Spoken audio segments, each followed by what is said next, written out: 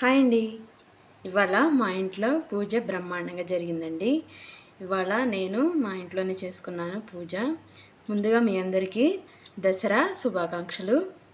ఈరోజు మా ఇంట్లో ఎలా దేవుణ్ణి అలంకరించుకున్నానో, ఏమేం ప్రసాదాలు చేశానో మీ అందరికీ చూపిస్తాను.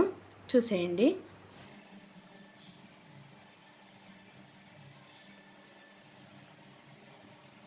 ఈరోజు నేను అమ్మవారికి పొంగలి నైవేద్యంగా పెట్టాను, గారెలు పెట్టాను, అన్నం, పప్పు, దోసకాయ పచ్చడి, సాంబారు, పెరుగు, బంగాళదుంపల కర్రీ, అప్పడాలు నైవేద్యంగా పెట్టానండి.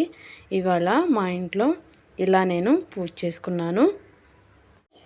ఈ 11 రోజులు దేవీ నవరాత్రులు నేను బ్రహ్మాండంగా చేసుకున్నాను. 11 రోజులు నేను ఏమేం ప్రసాదాలు చేశాననేది నా యూట్యూబ్ ఛానల్లో అప్లోడ్ చేశాను షార్ట్ కింద.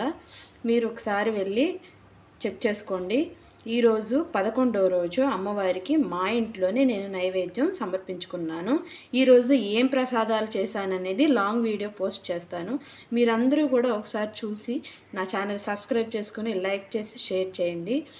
బాయ్.